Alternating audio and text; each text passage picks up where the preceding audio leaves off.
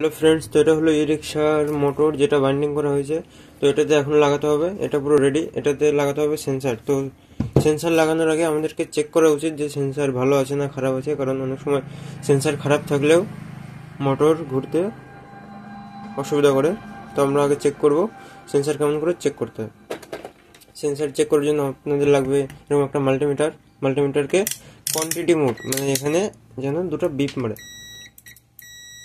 তো ওটা দেওয়ার পর চেক করতে হবে যে এটার প্লাসের লাল প্রপটা এটা প্লাসে ধরতে হবে। এখানে আপনারা দেখতে পাচ্ছেন প্লাস মাইনাস CBA।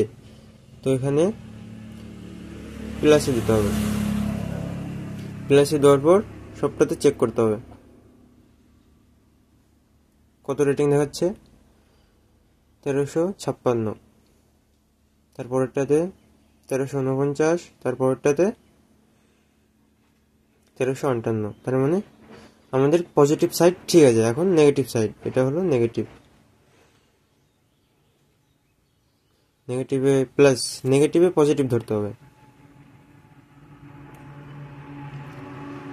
624, তারপরেরটাতে 619, তারপরেরটাতে 626। তার মানে আমাদের এই সেন্সারটা ভালো আছে। তো এই সেন্সারটা আমরা এখানে সেট করব।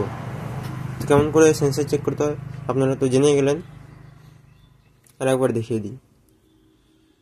প্লাসে প্লাস,